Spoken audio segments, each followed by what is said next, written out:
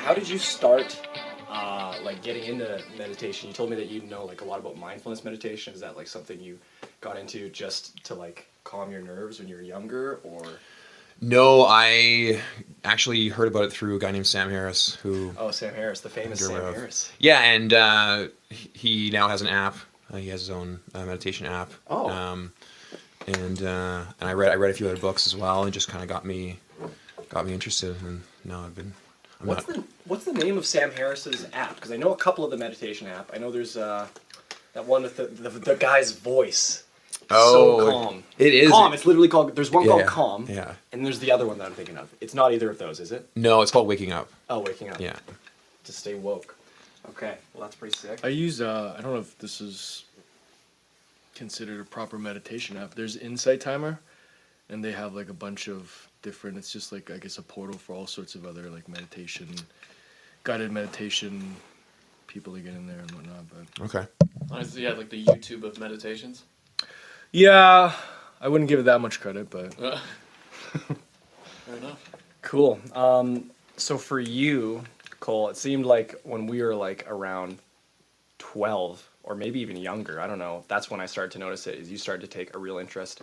It seemed like after you, like, I mean, I've known Cole since I was like 4. Okay. And then when we were just kind of getting to be teenagers, Cole started to do quite a lot of moving around. He moved cities from where we had been for a while. Why don't you tell them a little bit about that kind of period of life, because that'll be a good segue into probably how you got into learning about meditation and that sort of thing. Yeah, I'll just kind of talk about my upbringing and what got me into, I guess, spirituality. So first of all, I grew up in the forest, loved the outdoors, and enjoyed life. And then I realized, life is kind of crazy, and murder happened, and terrible crap happened throughout the world. And it made me kind of go on a quest, like, oh, why is everything the way it is? Like, I just asked so many different questions of so many different types of subjects. Mm-hmm. And I remember, I think it was during a Soyuz when we were kids, I had that Eckhart Tolle book, The Power of Now. Mm-hmm. And I remember that hitting home into like, oh, okay, so there's certain people in the world that actually know the answers I'm looking for. You actually gave me that book about 2 years ago, and I really enjoyed it, and I had actually an epiphany moment too, just like a decade after you did. Yeah, no, Eckhart Tolle, Deepak Chopra, even that documentary The Secret that came out in 2007, I believe. Yeah. All those things gave me huge confirmation that there's more to reality than what we're kind of just told on the masses level. And it just led me down a rabbit hole of understanding consciousness, health, healing modalities, the power of the human body and what we're capable of, and healing genetically, and all those really cool topics. And I just kind of fell in love with meditation because I realized meditation is almost like a fundamental practice to upgrade yourself as a human to your fullest potential. Yeah. Yeah. Yeah, I remember it's sort of funny because I think when you're a kid, you're a little bit more in tune with what it means to be mindful. Like I've just found when I was young, I don't know about you guys, it was really easy for me to kind of be in the moment. And I don't know if that's because everything's novel and new, so you're sort of pulled into just experiencing the present because it's new. But it was always interesting to me that you got into that at such a young age. So. Yeah. So how old were you when you got into meditation? I want to say, not really directly meditation, but I guess the awareness that meditation exists, probably around 11, maybe 10. Oh, yeah. I remember you showing me these Buddhist monk chants in your grandma's house when we were that's the one, when we were 11 or something. Yeah, I've always been, I was just talking to this lady at this volunteer center about how, I started learning about spirituality when I was 10. It's that's not normal. And yeah. Yeah, I know. I was not a normal kid. Yeah, well, it's interesting because you're not from a super spiritual family necessarily. I know your mom's side My mom's pretty on that is into side. that. But you weren't really growing up going to a place of praying or worship or a church or anything like that. You just sort of found that on your own. Swinged it. Yeah, just let's do it. I always think forest was my my worship. Yeah, we grew up in the country, so it was Yeah. definitely helpful. It's really cool that that's kind of where your interest is and your knowledge background is on the subject of meditation, because I got my notepad here and I got like 2 pages of, I kind of separated this discussion, at least in my mind, into the practical benefits of meditation and the spiritual benefits of meditation. Mm-hmm. And this, I have literally 2 lines, two notations as to the spiritual side of things. I don't have much knowledge there, so I think that's perfect, because I was hoping one of you guys did, and apparently you're an expert, Cole. So that's awesome. I wouldn't say I'm an expert. I'm just passionate about these type of subjects. Like, this is what I would love to talk about over sports. Like, sports is cool and all, but it's like, all right. Yeah, like a personal interest in that. Yeah. The guy with the New York Yankee hat over there. Yeah, such a hypocrite, but I'm kidding.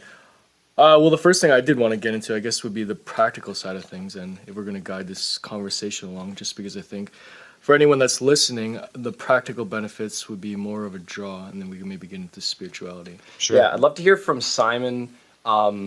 You had mentioned to me that you have more of a background in mindfulness meditation, that sort of thing.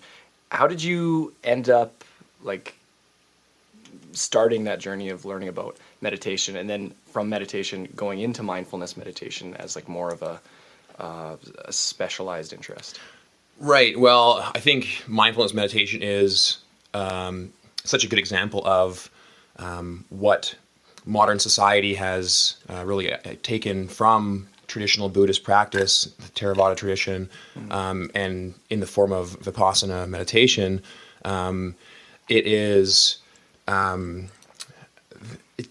I was aware of meditation growing up, and I think there are a lot of benefits to other forms of meditation. Yeah. But just in terms of day-to-day ability to navigate and control your emotions, that was a big appeal to me. Yeah, it seems like the most immediately practical to the average person. Absolutely. And so, Cole, you mentioned initially this idea of being in the moment, and you mentioned Eckhart Tolle, and so that is kind of a tool or a means to the end so it's kind of taken a step further in mindfulness meditation, where that is absolutely critical, but that's not the point in and of itself, is to be in the present moment. So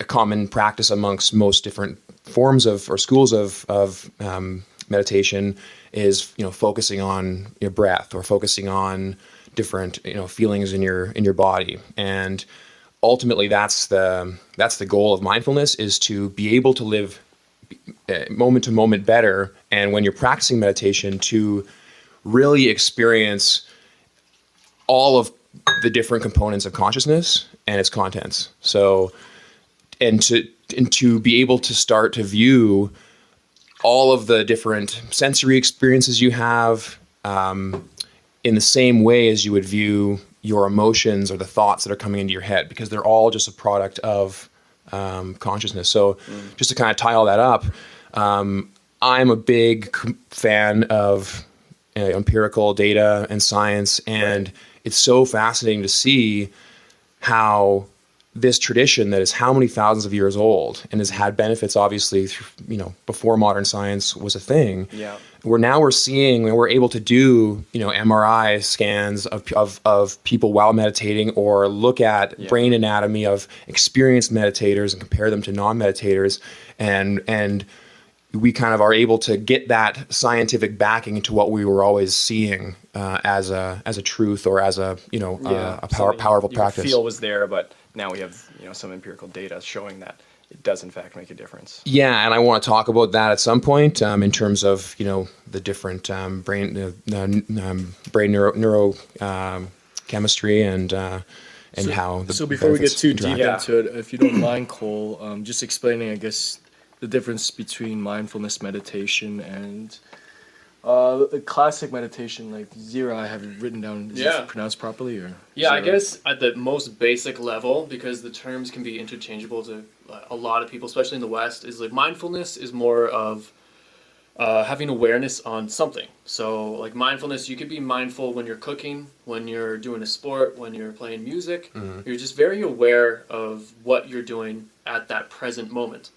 Whereas I guess classical meditation from like Tibet and India, there's a whole host of different types of meditations, like different practices, but I guess to its basic core level is to discipline the mind, but also to be aware of nothing. And they go kind of off tandem with each other. So if you practice one, you're going to be better at the other to some extent, because you are, honing on a skill of using your own discipline to essentially quiet the monkey mind. And like the monkey mind can make your own prison, where people can be bombarded by their own thoughts, their own criticisms, their beliefs. And if you kind of let that go off into oblivion, people will literally lose their minds because they're letting their mind kind of run the show. And when you say monkey mind, you mean the mind that's concerned with things that are related to survival. Exactly. Yeah, like research has said we have like 50,000 to 70,000 thoughts every day. And they also know that thoughts can invoke an emotional reaction, and that emotion can actually change the physiology of our body. So if you're having empowering thoughts and you are loving life, you're grateful, and you feel good for the most of the day, your body is going to reflect that on a physical, genetic, blood pressure, telomere level. Whereas the opposite occurs when you're feeling disempowered, you're negative, you're hateful, you're fearful, you're whatever type of emotion that makes you feel like crap. That will also have an impact on your life quality and your health overall. It's kind of a tandem, but Yeah. I always like to bridge the idea that thoughts are in connection to who we are 100%. And a lot of people think that our thoughts are like separate little entities that exist on their own and no one can hear it, but they are a direct kind of like creator reflection of you as an entire being. That's a good way to like set the foundation for what is meditation and why I think people do it at all and why there's so much interest in it. Yeah. Yeah. So, Cal, do you meditate? So Oh, doesn't meditate. I'm just kidding. If you let me finish, I was actually introduced to mindfulness meditation about 3 years ago. I was visiting a friend down in the Bay Area. He actually works at Facebook, and so he was in I think, what do they call them? The SEALs. He was in he was in the Navy SEALs for a while. He's a very A-type personality, but he's always about self-improvement. And so one of the conversations we discussed was mindfulness meditation and how you could kind of disseminate, like you said, be mindful of every individual action that you're doing and just being conscious of it and attacking at it to improve yourself. And for me as a layman, when it comes to meditation, for the longest time when I think of meditation, I just think of, the Buddhist chanting, you sitting down, in that pose and whatnot. And as I was doing research as well, I think that's one of the biggest issues that people have trying to, or people that practice meditation have tried to explain to other people.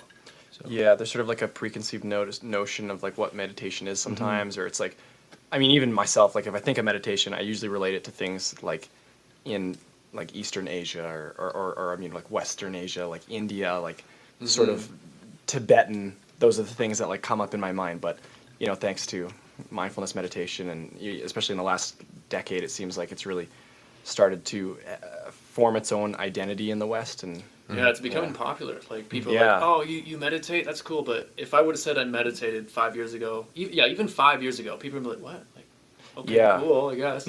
But now it's like, oh, hell yeah, dude. So do you got I'll say this, I've gone through like a periods of like meditating every day for like a few weeks and then not at all for a long time. And I think probably it's one of those things that seems to be like you have to do it consistently for a long period of time to really see the results. Definitely, and to get that motivation to continue, it's like anything, right? Like, and I like to equate meditation to going to the gym, but for your brain, and that's obviously, as we can all attest to, that can be a difficult thing to maintain on a long-term basis. But Yeah. absolutely, the benefits they're slow to accrue, but when they do, you start to, and this goes to what you were saying earlier, Cole. You really start to be automatically more in the moment without thinking of it on a day-to-day basis when you're not meditating. So it's kind of a benefit, one of those benefits you do see outside of meditation practice, but there are benefits of the meditation practice itself. So some of the non-mindfulness, like vipassana forms of meditation, the idea is to really get that ecstasy, right? And meditators can experience. I've had like small amounts of it at times, but like prolonged bliss and Right. physical ecstasy, and that's great. But I think like a lot of teachers would say that's good, but that's ultimately not the purpose. You're not, Right. there are better ends than just pleasure, physical than pleasure. physical pleasure or whatever. And that's also, there's a type of yoga that focuses on like experiencing that state. Kundalini? Yeah, Kundalini yoga. Isn't that sort of related to attaining that state of bliss? Yeah, well, like they have Kundalini meditation and yoga, and sometimes they go hand in hand. And Yeah. then some studies, they will incorporate a handful of like different meditation practices, yoga, stress reduction, even diet change, and they'll see how if they can change the person's complete nervous system essentially to one that's relaxed, Yeah. then all these changes kind of occur. But yeah, you can get like that blissful state through meditation or through yoga, and a whole host of probably other techniques I don't even know about. Yeah. I think a lot of the time when I think of yoga, it's like more, I suppose because I've never done it for that consistent amount of time, I've never attained like something like a state like that or like huge benefits. For me, it was always like, well, it's like a nice way to rest and sort of like develop my focus or get good at not focusing on anything at all, depending on how you look at it.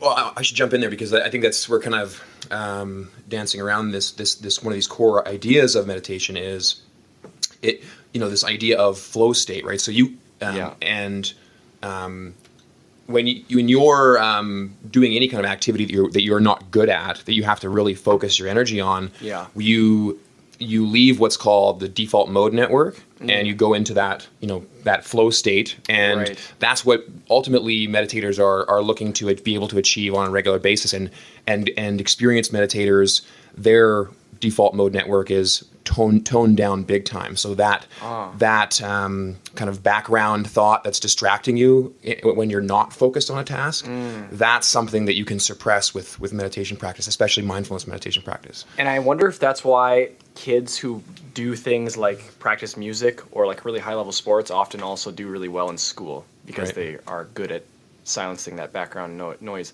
I guess the only time that I've really experienced that really intensely is like during practice. I remember the first time I had that sort of feeling of like being out of my body and like watching myself do something is when I was practicing piano when I was like a kid. And since then, like I find during that time is pretty much the only That's interesting. place that I experienced that.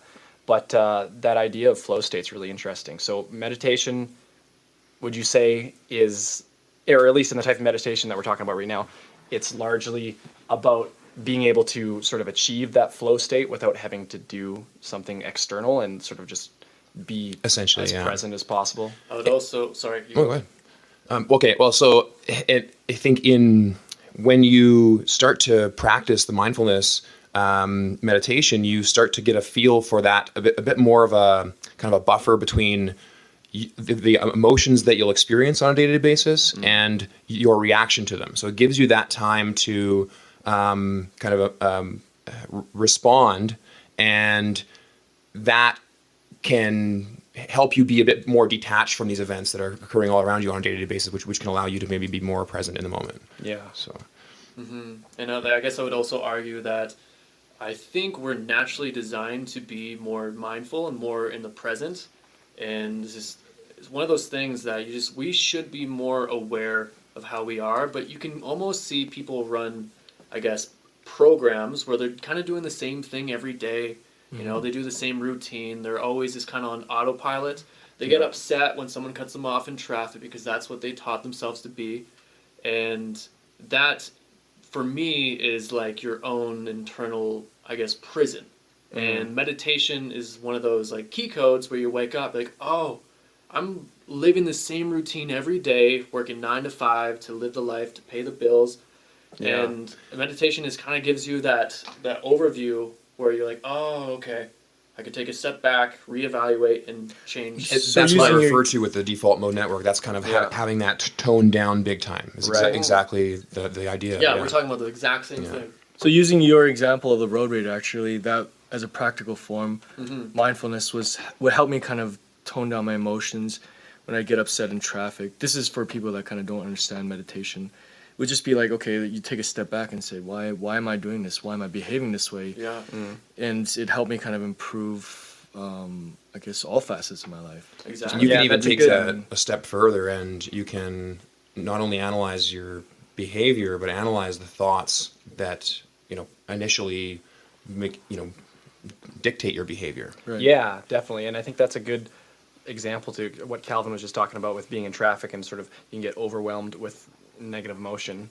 I mean, or positive emotion, but in driving, usually not positive emotion. But you were talking about silencing the monkey mind, and that's a good example of like, someone cuts you off, immediate rage. You're not thinking. Yeah. And it's just that monkey It's like mind. an automated. It's a exactly. really fun practice to, whenever you're experiencing any kind of extreme emotion, whether it be anger or anxiety is a big one for me. If I have a really big, presentation or something coming up, I stay up all night. Yeah.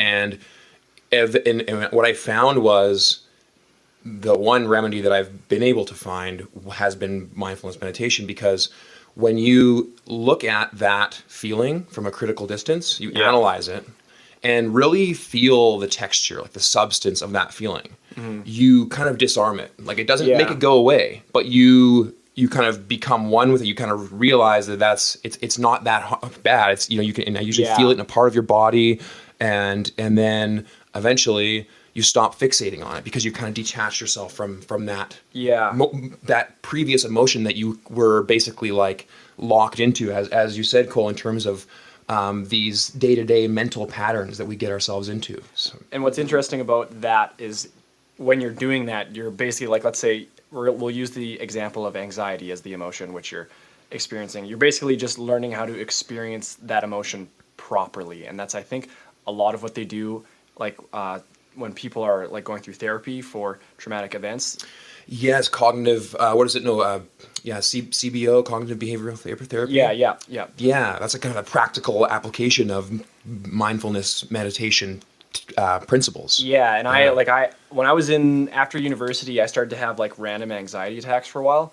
And when I first started having them, it's really weird because you get sort of fixated on the physical symptoms. You're like, why is my heart beating so fast? Why is everything so bright? Because your pupils are dilating and obviously your heart rate's increasing. But the more you come to understand like what's happening, the more you can learn how to properly experience that emotion without having opinions attached to it. Like, oh, this is bad, or this is uncomfortable. You can say, oh, this is happening. And then you can kind of move on from there. CBT, cognitive behavioral therapy. Right. So I wanted to take a step back again. I'm the layman in all of this, but so am I. Don't worry. How would someone, I guess, begin mindfulness meditation while we're focusing on mindfulness meditation? Because the way we describe it, we're talking about all the benefits, but how does one do that? Do we just sit down? Do you close your eyes, you think, or do you focus on something? Or? So for beginners, the best way to start is just by focusing on something. Usually it's the breath is the kind of the easiest thing to focus on, and that's kind of the first step in just developing that tool. But ultimately, you want to be able to experience experience all of these different sensory inputs in the same type of space as we observe our thoughts, right? So, or emotions, right? And so it's a very difficult thing to sit cross-legged and not get distracted by that default mode network that wants to take you in some direction. And you'll even experience meditators, they find themselves, kind of getting on that train, realizing they're on it, and then getting off again and going back to the breath, back to the breath. And as a beginner, I could say like one of my problems with what you're talking about was like always in the back of my head, I was thinking there is a more productive way I could be spending my time. But it's sort of, I'm stuck in like, I need to be doing more. It's like sort of the antithesis of what meditation is. Right. And it's, we're constantly distracted by, generally it tends to be stuff we've done in the past or stuff we're worried about in the future, but it can be anything, like you saw a good looking girl at work or whatever, and your brain just taking you on that road, but you have to, it's really, I think, healthy and important to take that time out of your day to just, not be distracted by those things and unwind psychologically. Yeah. Essentially, we have like this highly advanced computer system throughout our whole entire body. Like our DNA is almost like data, and our brain can have software, right? Like the brain is the hardware. The belief systems that we have is like the software. And essentially, if you go through a traumatic experience, right, you're in a car accident or someone breaks your heart or whatever painful moment you had in your life, you can develop a virus, which is you get stuck into that moment, you get stuck in the emotion, you never heal from it. And so people over a period of their life, they accumulate all this damage, all this, the trauma, and they have addictions, they have certain thoughts that they think all the time. So you can really screw yourself up if you're kind of just living, like the common person, I guess. Definitely. And I don't want to derail the conversation, but I think this might be a good time to bring up the idea of psychedelics. Because this is the intersection, right here is kind of the psychological intersection in terms of the utility of psychedelics versus meditation, right? So I think a good way, so before I practiced meditating, I tried psychedelics, and I had, some of the most illuminating or, impactful moments where I was able to completely break out of that mental, way of thinking, that cycle. Mm-hmm. But the problem with drugs is they only last a certain amount of time, right? The idea is you're kind of strapping yourself to one of the many problems. Well, of course, yeah. I'll tell you of another one in a moment. Yes. Too. So the idea kind of is like you're with psychedelic drugs, you're strapping yourself to a rocket, and that it will take you somewhere. You don't really know where. Yeah. But with meditation, you can kind of get to that same destination, but you're going, with a boat with a sail. You can kind of steer it. It's more slow going. It takes more practice and dedication. You earn it, but it's healthier. Exactly, and you earn it, and it's without all of those negative downsides and all use. I can't. It's funny. I just real quick. I think who was it? It was Carl Jung or someone said, "Be careful of knowledge you don't earn." I think referencing psychedelics specifically, right. Which is fair because my experience with psychedelics was not the same as yours. Okay.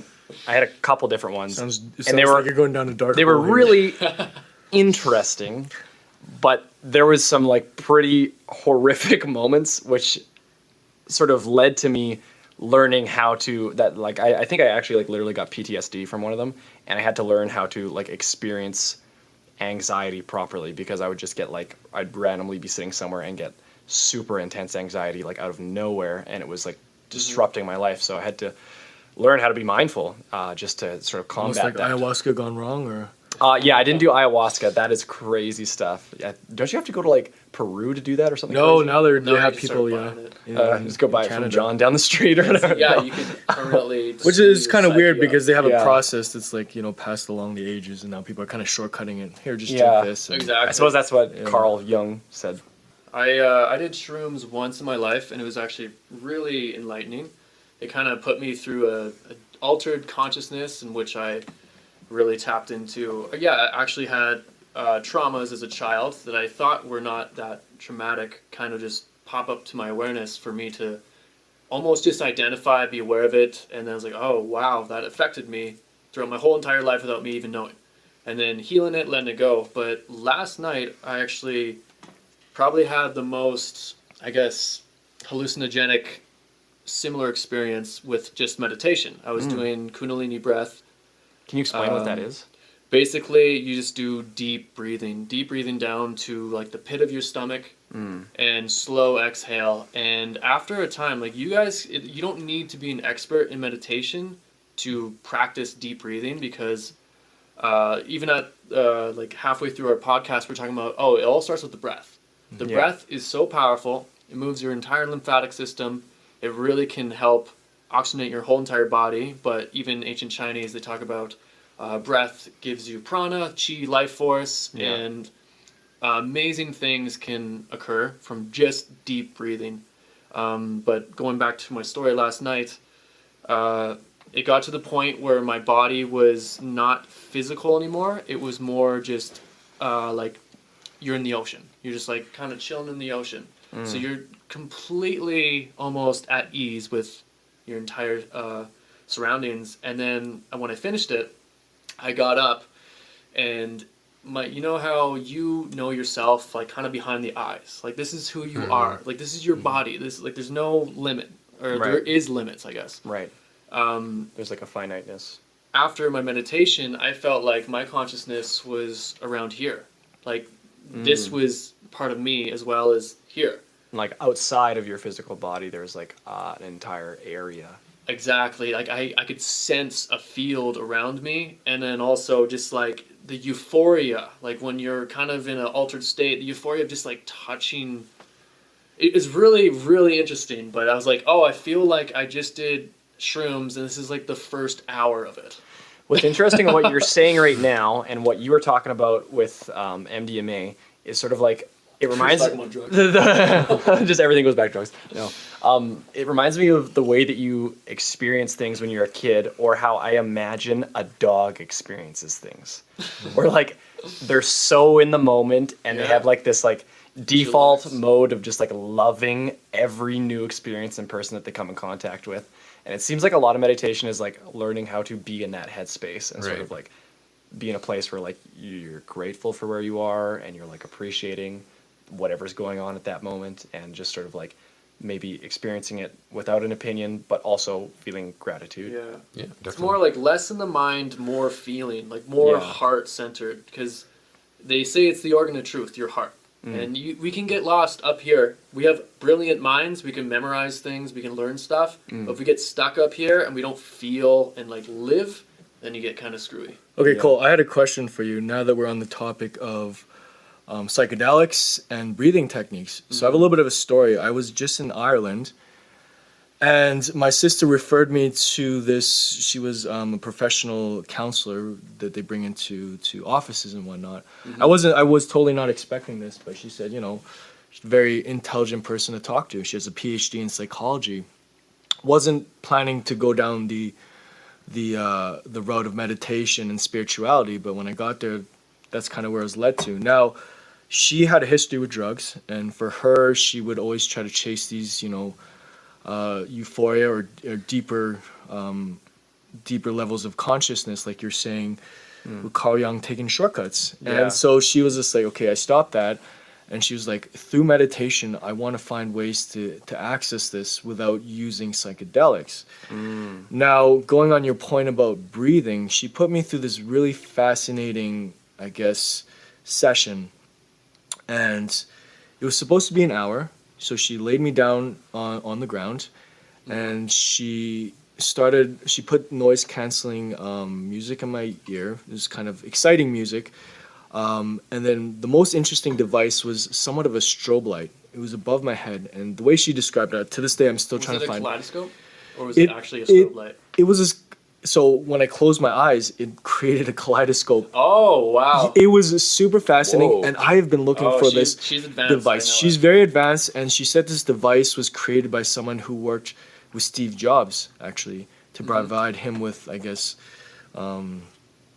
deeper forms of meditation. So anyways, awesome. She lays me down, she puts this strobe light over my head, and she gets me to breathe, but not in the way that you were breathing. It was almost like hyperventilating. She was like, Wim Hof. Yeah, like Wim Hof. Yeah, and so I didn't know the terminology, and I wasn't expecting, because when you think of meditation, you think of deep, slow, controlled breaths, and this is very different. You're hyperventilating the whole time. So I go through this. She's playing the music, and the strobe lights over my eyes are just creating. It was like you said, it was a kaleidoscope. Wow. Very fascinating. I had I would say a stronger trip, a higher level of euphoria. So I've tried mushrooms a couple times, and I did it in a safe place. Me and my ex-girlfriend, we lit candles, we played music. Didn't get anything out of it, unlike yourself. But here, without any psychedelics, without the use of psychedelics, I was able to feel this euphoria. And by the way, like I said, it was supposed to be an hour session. What felt like 30 minutes, an hour and a half had gone by. Wow. So you did that you laid there for an hour and a half? Hyperventilating. Now here's another cool part, and I won't say attest to the total benefits from this, or I guess what I got out of it, but I'll tell you, I had some injuries. I had some knee injuries. I had some ankle injuries, shoulder injuries, through sports, exercise and whatnot. And as I was doing this, these joints were tingling. It was the coolest thing. Wow. It felt like Yeah. my body was repairing itself, or at least it was acknowledging that I had these injuries. And afterwards, when I was in Ireland, I did a lot of hiking. I was traveling around on my feet. After that session of just the breathing techniques, the music and whatnot, I definitely felt better walking around. I won't make any outrageous claims that it healed me or nothing. Experience, so you're allowed to. Yeah, Yeah. exactly. But man, it was Cal, you're arrested. yeah, exactly. Yeah, No, it was that cool. So is I fascinating. Yeah, that's Yeah, I really love cool, that. man. I was not expecting that. So Yeah. Like your experience, your body just is starting to actually initiate healing mechanisms, healing repairs. Right. Because you're at such an altered state, such a low like state of metabolism to some extent. Like your nervous system is shutting down, and all of a sudden it's like, oh yeah, let's get the boys out to start repairing some stuff. Like we can finally do it. Calvin's out of his own way. Yeah. And another thing about the breathing, what was I going to say? Get in there, tickle Oh his yeah, joints. so breathing. People, like, let's say they lose a loved one in their life, something really terrible, and they never fully actually heal from the event. They don't feel the emotion. Usually it's a male thing. Like males try to, we're in a society where you got to suck it up. Sure. We say sorry when we cry because it's a sign of weakness, That's so right? Canadian. So sorry. Hey, I'm crying, Oh, hey, so oh. sorry. Oh. And, but yeah, so you get these guys, CEOs, Navy SEALs, us, whoever, they start breathing deeply, and all of a sudden they bawl their eyes out, or their arm starts twitching because the tremors are increasing, like their healing ability is actually activated. So when you get out of your own way, this is why I love meditation. When you get out of your own way, you allow your body to innately heal itself back into order. And this includes your mind as well. And this is such it's like rebooting your whole computer, your whole body, and you just updated some software, you got protection, and you're just ready to go. And you probably felt way, better than your usual self after that session. Absolutely. The lady actually said too that she would have a lot of clients. These are business professionals. We're talking CEOs, probably a bunch of sociopaths, if we're being honest. And she was saying, she would sit down and she would just go through this, and it was a release for a lot of them. They hold a lot of stress. There's a lot of people's livelihood on the line, and so they would visit her out in the woods. By the way, I forgot to mention, she also grew up in the woods. She's very Celtic, and it reminded me of that when you mentioned that you grew up in the woods. That's awesome. She's a healer. Yeah. I mean, I'd like to believe that's the case. I know that we know there are benefits to reducing stress, and we know that meditation can reduce stress, but I think we have to be careful in attaching explicit health benefits in terms of physical And that's healing why I said I to didn't the want to body. make any It may be strong, true. We bold just don't claims know or that anything yet. like that Yeah. either. Well, there is science, there is studies. It's just not mainstream. When you look about the nervous system, how it operates, you have the fight or flight, right? Or you have to rest and digest. So if you're stressed out, which most people are, they're not digesting their food right. And they're thinking they that have is allergies. definitely true. Yeah. And with the different, brain waves, you have the alpha or beta, alpha, theta, delta. Meditation can induce theta and delta, which is pretty much near sleep. Like sleeping's delta. And there's certain scientifically proven effects that occur when you're in those states where your body will upregulate certain healing mechanisms. Like you can literally, there's a study, Dr. Dean Ornish, I believe. He had the relaxation response where he just taught people to kind of breathe and relax, very similar to meditation. They studied, it was 16 people versus 19 people that didn't meditate. The 16 people that did it for 9 years, they had 2,000 genes activated that were of health promotion, and obviously the non-meditators didn't have that. So we have 30,000 genes. 2,000 of them were activated just because these people were practicing, or this is what he concluded, these people were practicing these stress reduction techniques. So on a genetic level, we begin to heal. Another aspect is telomerase. Telomerase is like a binding protein that goes on to the end caps of your telomeres, and your telomeres protect your DNA. So every time we have a cell divides, it takes off a little bit of telomere, and essentially that's like the length of our telomeres is correlated to our longevity and how healthy we are to some extent. Like I guess smaller telomeres are associated with chronic degenerative diseases like Alzheimer's and Parkinson's. So these meditators, I think it was like a 3-month study, they actually improved their telomere length and their telomerase enzyme production.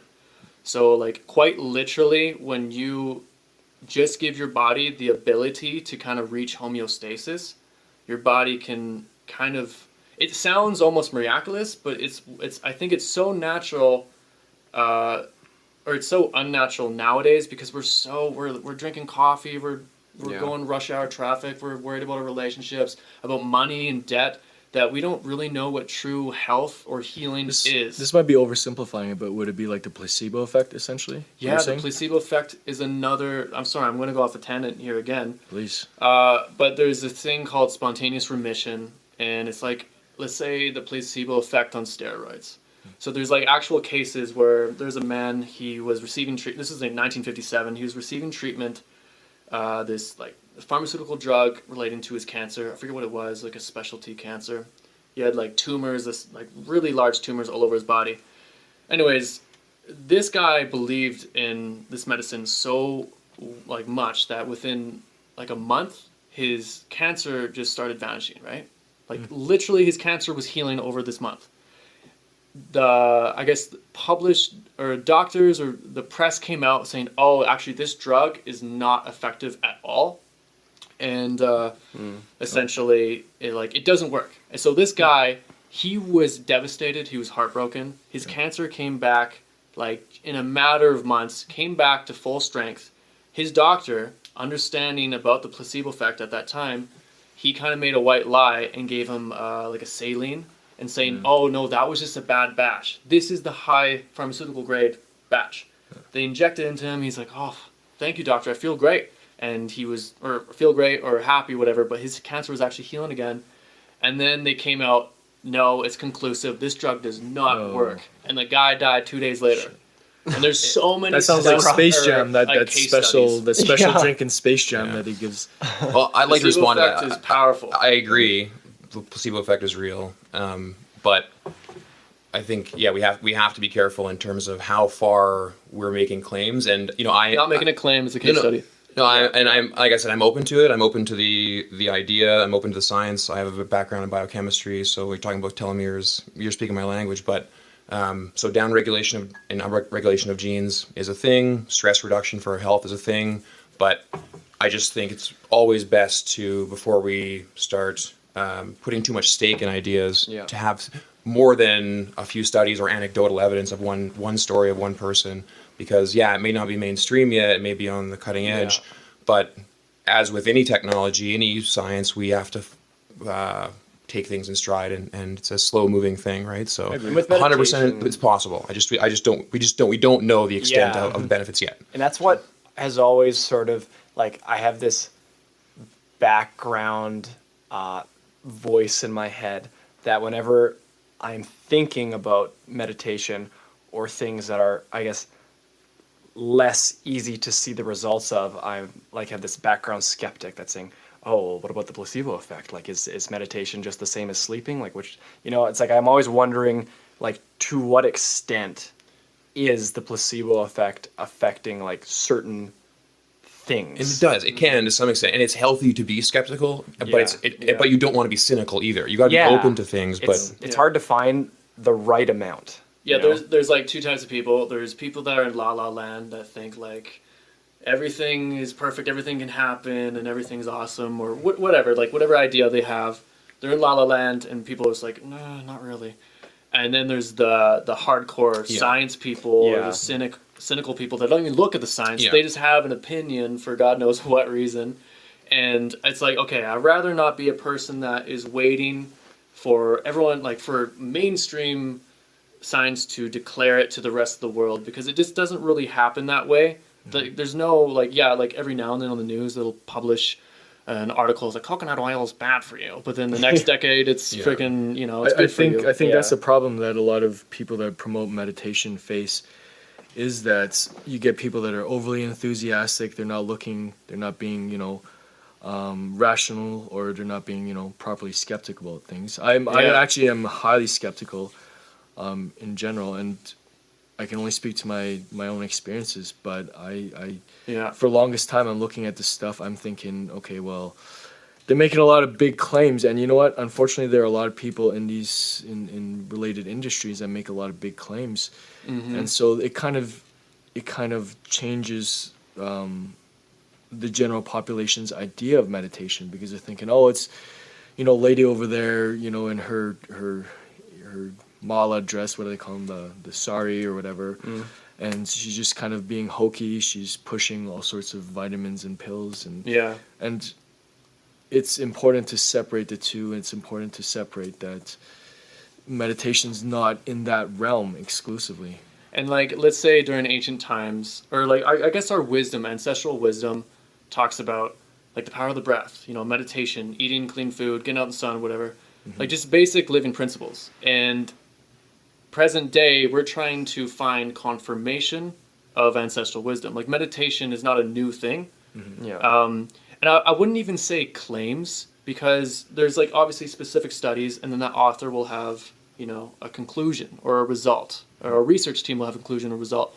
But a lot of the times it's not even, it's anecdotal evidence, and obviously that's not empirical great data. Sure. But there's a lot of pioneers. I like visionaries. I like people that kind of push the boundaries just a little bit, because those are the people like like Elon Musk, right? Or anyone that's like designed things that are outside the realm of mainstream, I guess, ideas. They've always pushed it. And with Dr. Joe Dispenza, he is literally testing and studying day by day and coming out with new things. And you don't have to believe anything he does. All you have to do, if anyone's listening to this podcast, the only thing is just try it out for yourself, meditation, or breathing, or just finding stress reduction in your life. Because as soon as you kind of lower the stress, or just allow yourself to, just to be a human, then that's all that matters. And it really doesn't matter what type of benefit you're going to get, because you get to experience it. It doesn't cost you a damn thing. You don't need a gym membership. Exactly. That's what I love about it. It's free. Yeah. Sure. Thank you. We're finishing this. For sure. So I wanted to get a kind of a break in the conversation. I wanted to talk about the idea of a sense of self, because that's a big part of ancient Buddhist tradition, and it's something I don't know a lot about. And so this idea that the self doesn't exist, apparently it's impossible, or very, very difficult to explain in using just sheer logical linear thinking. But apparently experienced meditators, they get this strong sense of and to me, it lines up with the science. Like and this is why in general, to our previous point, I do lean towards the likelihood that there are so many more benefits to meditation that we're not even aware of, let alone the ones that we are actually aware of right now in terms of the stress reduction. But it is just the whenever something lines up socially or historically with new developments in science, that's always a good sign that there is something going on there. There's something to be found there. And so with meditation, this idea of there being no self, that is, at least as I understand it, that is verified by the science of anatomy, physiology, and of just being a constantly changing, we're basically a process, right? So if you've ever, and I'm going on a bit of a tangent here, but if you've ever heard this analogy of, you have a boat in the harbor, and you take a piece off and you replace it with a new piece, and you eventually do this until the entire boat's been replaced, is that the same boat? Yeah. And we call it the same boat, and we are that. We are constantly a cycle of organic molecules, and with this sense in our head, as you mentioned, the feeling of being in our head, that's what we associate with self. But when you and it makes sense to me because in my limited experience practicing meditation, you really do feel that, and it may not be as like visceral as stepping outside your body, as you described, or as some people experience on DMT. Yeah. Another very powerful psychedelic. Yeah.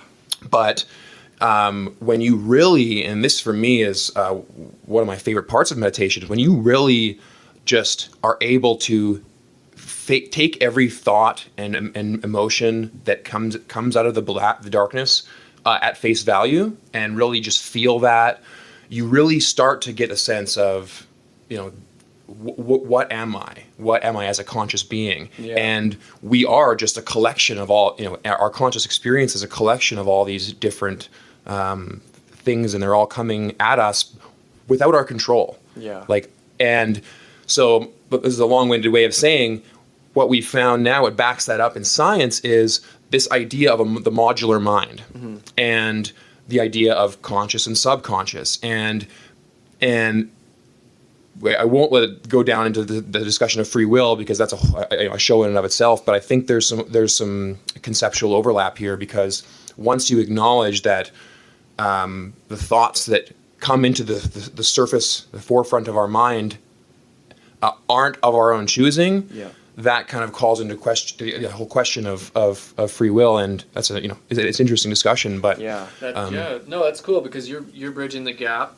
In science nowadays is bridging the gap between like metaphysical spirituality versus like scientific empirical data. Yeah. And because it is like they're starting to meet up at the finish line. Yes. It's that concept of like, I choose what I think about, but why sometimes do I think about things that I don't like or that I don't want to think about? Yeah, and you use the term monkey mind, right? So like that is, so and when you and they've done like left brain, right brain studies, and they're actually finding that when we think we make a decision for a certain reason, we know that's actually a rationalization in some part of our brain, and the real reason was something else. And so when we're considering something like, should I have coffee or should I have tea, and you are mulling those two things over in your mind, ultimately you didn't choose to even come up with the question to begin with. And then when you make that decision, you're not really in full control as to why you made which decision. There's all these weightings that are going on behind the curtains that are impacting the ultimate decisions that we make. So sort of like giving someone a multiple choice test and being like, which color do you like, yellow, red, or blue? But it's like they didn't put purple on there. Right. So it's like you have the illusion of free will. And so meditation, mindfulness meditation, is when you have these different, subconscious or module parts of your mind, and they're not physical compartments. They're much more overlapped and interacting with each other. Yeah. But when they come up with a decision and they throw that into your brain, like, and it can be like, using bad decisions as an example, like, I'm gonna, take 10 shots at this bar or whatever. Yeah. Meditation allows you to like really look at that thought and say, well, why do I want to do that? Why is instead of just doing it, you feel that thought and you can kind of unpack the motivations behind it. And that really allows for more purposeful action, which is one of those kind of non-tangible benefits of meditation, right? So are you alluding to like the subconscious mind kind of predicting your future behavior and choices in life? Well, there's some overlap there. And so let's do a quick thought exercise. So when I ask you, think of a city. What's the first city that comes to your mind? Calgary. Okay. Seattle for some reason. So for some reason, and that's a critical qualifying statement, because now you do it again, and as you're doing it, pay attention to how your mind comes up with the solution. So if I say, what's a movie you think of? Okay. And you can kind of feel your mind. Well, this one, I saw this one last week, but this one I remember from a kid. So it's like, but you didn't choose any of that. Right. That's all just happening in the background. So a lot of that is subconscious, and I'm not an expert on this by any means, but this is kind of the forefront now of neuroscience and understanding decision making, and ultimately what it is these different modules that are all competing for attention in the consciousness, and they all have their own power over you. You know, I'm like schizophrenia. well, it feels like that, really. I mean, when you think about it that way, but ultimately, you know, it makes sense from an evolutionary perspective too, because our brains didn't just evolve to their current capacity right now, right? There was, and there's a possibility even that there are other forms of consciousness going on in different subgroups of our brain that we're not even aware of. Yeah. So and then those are, you know, ultimately interacting with our conscious mind or our subconscious mind. I have no idea, but Like we define everything. We we create patterns. We understand. We're very linear, conscious thinkers, right? And so once you learn that 2 + 2 is 4, you don't have to relearn it. That is in the memory bank, and so it just pops right up when you have to, you know, come up with an answer, and even in relation to that. So we just have these amazing machine brains, you know? It seems like a lot of meditation is sort of just developing the ability to look at the bigger picture. And I think that's important because you can get caught up just being a human, being like, oh, well, we're very sophisticated. We know lots about many things. And you can forget how little we know about things as well, like specifically the brain. Yeah. The amount that we don't know about the brain is amazing. We don't even know how sleep fully works. Yeah, I think the only ways that we can measure the brain is we can measure or see the different types of brain waves, those 4 different types. But I think beyond that, opposed to physically looking at it, there's not. Activation. Yeah, like there's so much going on. Speaking of the brain, meditation has been seen in certain studies that it can actually reduce the amygdala's activation. Meaning, like, the amygdala is it's known for the organ that perceives fear. So if someone has a really activated amygdala, they're just always kind of like fearful and anxious and stressed out. And long-term meditators, actually, their amygdala, I don't want to say shrinks because I'm talking about the hippocampus, but the amygdala is actually deactivated, and so you're less likely to feel those feelings of fear. And there's a lot of really amazing benefits of the neuroplasticity of the brain with meditation and neurotransmitters such as serotonin, norepinephrine, and so it helps with mental health on a huge level. Mm-hmm. Yeah. And speaking to that, expanding a bit on it, I mentioned the default mode network earlier, and in experienced meditators, like not just, you know, a few thousand hours, like tens of thousands of hours, years of their life spent meditating, that signal is basically non-existent. They don't have that constantly distracted brain on a day-to-day basis.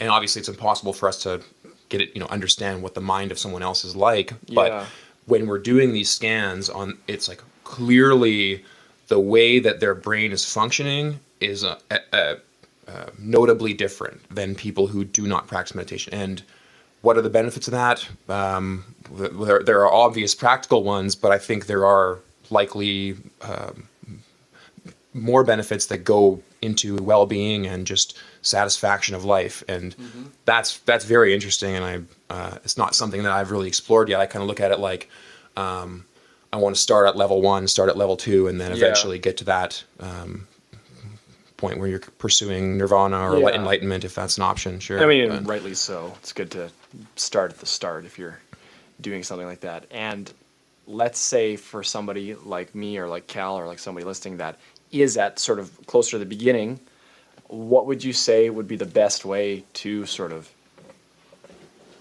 start meditating? Guided meditations, I think, is a good way. Yeah, if you learn how to just deep breathe, even lie down or whatever, and follow a guided meditation, then you're well on your way. Do you guys have some recommendations on what specific? Because as far as the guided meditation goes, there's a huge, there's many different types of meditation. And when I'm looking at guided meditation, there's a lot of them focus on sleeping. So is there any specific types that you would recommend as an entry level? I think maybe just try different ones until you get one that you enjoy, because at that level, ultimately, it is really just the fundamental principles of focusing on the breath and not getting distracted by your thoughts, accepting your thoughts, and then dealing with them. I'm looking for specific terms here. So there's like people meditate for different reasons, I would Yeah, there's like assume, certain niches of meditation. So you got the alt-right spiritual people talking about aliens and extraterrestrials, and then you got the religious people, and then you got the scientific people, and then you got the person that just wants to record really cool, relaxing, peaceful messages. Right.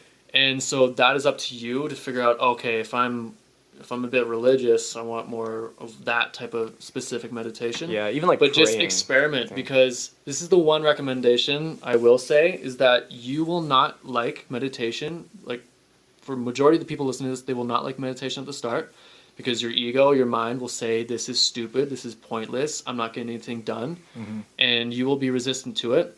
You just gotta keep on kind of just how you first start working out. You don't really like it and you're sore. Then after a while you start craving it and you look forward to it, and then you start seeing the benefits. Like meditation is like, give it at least 8 weeks and I guarantee there is going to be not significant, but noticeable You start changes. noticing it, yeah, exactly. So one of the cool things when I was doing my research as far as intro to meditation 101 was rather than sitting down, cross-legged or in these kind of uncomfortable poses, just sit on a couch like you would when you're watching TV, reading a book or something like that. I never sit up. I'm always on my back.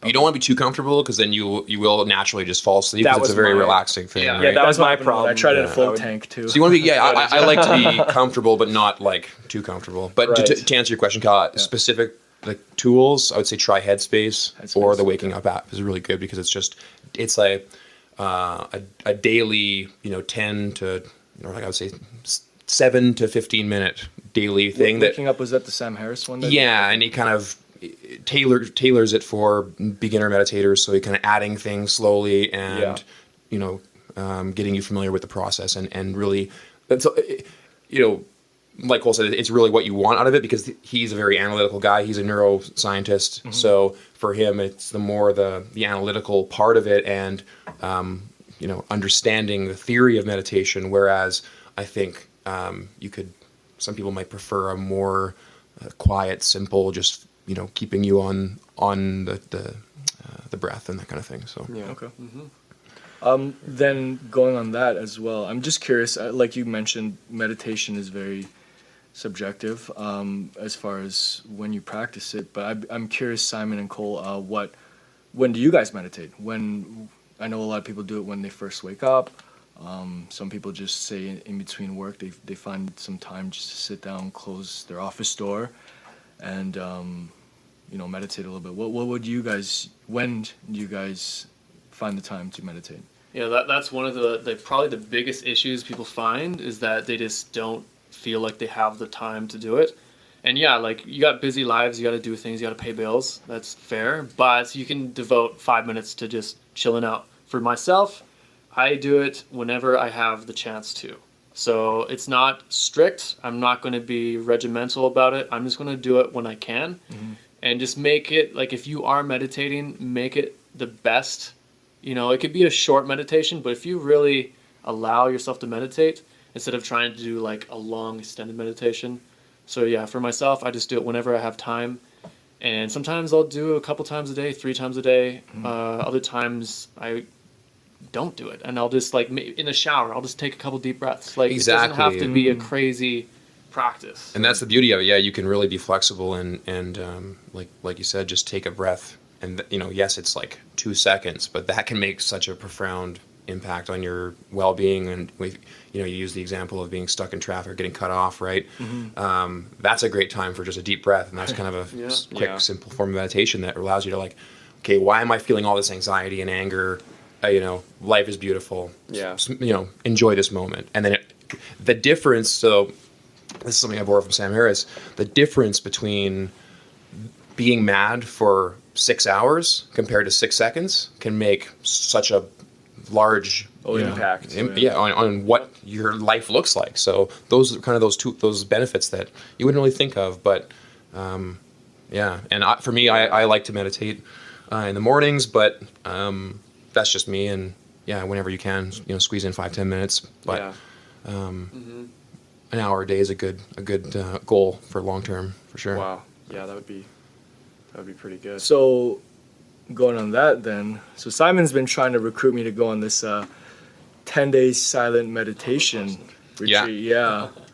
And for those listening that already have a little grasp on meditation, maybe you could explain that a little bit more for those that want to elevate their meditation. Sure. Well, I mean, I mentioned it earlier, and the history of it is it's kind of essentially it's a spin-off of Theravada Buddhism, and it's really kind of like a secularized, westernized meditation practice. There's not a lot of Buddhist teachings. There's not a lot of spiritual tenets to it. But Yeah. I'm curious what your thoughts on that are, Cole. They say that's how Buddha reached enlightenment, was doing Vipassana. What's It's interesting? basically just mindfulness of your breath. Like, there's nothing to it. This is what I know. Like, I don't know that much about it. Yeah. I want to do it eventually, but it's just you literally observe your breath for 10 days straight.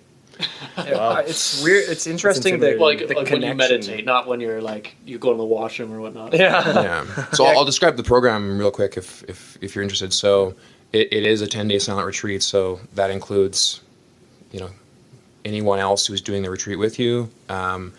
And it consists of about 10 hours of meditation No broken eye up throughout the contact. day. So, and the idea is to get the full benefits of the practice. You don't have your phone there. You don't have writing utensils. You don't have books to read. You are really just focusing on not just the breath. That's kind of definitely for beginners. That's what you're doing probably for the majority of that trip. But and I've probably only spent a couple hundred hours meditating personally. So this is going to be a difficult thing for me. I'm kind of nervous and excited for it. But really, it's everything. So the feeling of your body, the feeling of being in your head, if that's what you're feeling.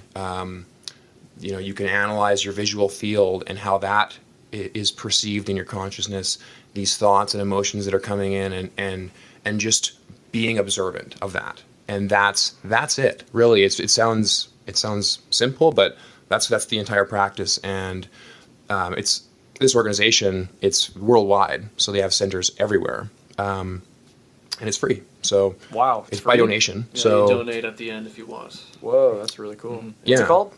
it's just called the Vipassana, and it's based on the teachings of a guy named S.N. Goenka. He's a Buddhist meditation teacher. Yeah. And so the course, this one is in Youngstown, Alberta, which is a few hours east of here. But they have quite a few in BC as well. And Youngstown? yes, They build that city just for the retreat? I've never heard of that in my life. But yeah, Vipassana is like Hell Week for Navy SEALs, for like meditators. exactly. That's a It's good way of like describing it. Yeah. like you can't escape anything. You're there. Yeah. And That sounds intense. It's interesting the connection between like spirituality and silence, because I know that like I have some really devout like Catholic members in my family, and they'll go on like silent retreats for weekends Yeah. and stuff. yeah. What is that? Is it just a chance to be like so introverted and so, I mean, not introverted, and I don't say that in like a negative light, because often that term, the word introverted, is kind of used to In the describe. Western society, for Yeah. sure, yeah. But I mean, it is sort of a chance to look very much inward, Absolutely. and without interruption. And that's another key thing is being away from the distractions. Yeah. So that's a key component. And I think a good place to start is a weekend, 2 or 3 days before jumping into a 10-day retreat. That's what I'm gonna do. And then eventually before jumping into a 3-month or longer retreat. Wow, 3 months. That's a thing? Oh yeah, absolutely. Oh jeez, I thought it Yeah. was 10 days. Well, for this course, it is 10 days as a standard course. 3 months, jeez. But so this one, there's still spots open if you guys are interested. It's the end of January. So For the 10 days? for this 10 days, it's a beginner's course. That's when you're doing it? Yes. Wow. So I'm registered. Have you ever done anything like that? Like, have you ever done like a couple days at a time? I've tried to do a couple days, and I've found it difficult, but it's more just getting over that initial hump where you're feeling anxious Yeah. and you want to do stuff. But when you're locked into it, boot camp is a great way of describing it, because I think unless you are seasoned, it is a challenge. Especially those first few days of where's my phone? You're like Yeah. going crazy. But eventually you're like, I don't need that, you know, Yeah. and just to be present in the moment, and Yeah. I'm looking forward to it. Like so. unless you've done it a lot of times, I've never heard of anyone going into it like confident in doing it because it is really extensive. And but yeah, no, like, and the one thing, if anyone does do the 10-day retreat, don't expect anything. Just go, experience it, and see what happens for yourself. There's a reason why you don't talk to other people. You don't have eye contact. Like, you are essentially on your own. You know, just connecting with whatever you want to connect with. I'm sure there's value Consciousness. just in being away from technology. Absolutely. Oh, You know? yeah. It's like just, I don't think I've been away from technology for 10 days at a time since, Yeah, especially nowadays, eh? like I was a child, like a young child. I think that's important in and of itself. With people who go on vacation, you know, it's like put your phone in a safe for that week. You know, I think there's just massive benefits right there, let alone from all the other worldly distractions, right? Yeah, I don't think I'm the only one who hears my phone ringing and just is like, oh God, no. Does anyone else have that? Definitely. Oh yeah. Who's that? So we just wanted to touch base on a few more things that we didn't get a chance to talk about in somehow that first almost 2.5 hours. But yeah, Cole, you said there was some sort of like spiritually related things that we wanted to talk about, and that's such a big topic. I think we can probably plan another episode where we can talk less about like the anecdotal and physical side of these things, and maybe more the spiritual and more ethereal side of meditation and spirituality and stuff like that. But Yeah. I think we covered a lot of ground. But yeah, no, it was awesome doing the group thing. I think we're on a bit of a streak here with guests, and we're loving it. Yeah. So thank you guys for not only coming on but hosting us this time. We're not in our traditional space, but Anytime. it's an amazing studio setup we have here. And I really appreciate you guys inviting me as a guest. It was an honor. All right, guys. Well, with that, I think we can probably wrap it up. Right. Thanks for tuning in. Yeah.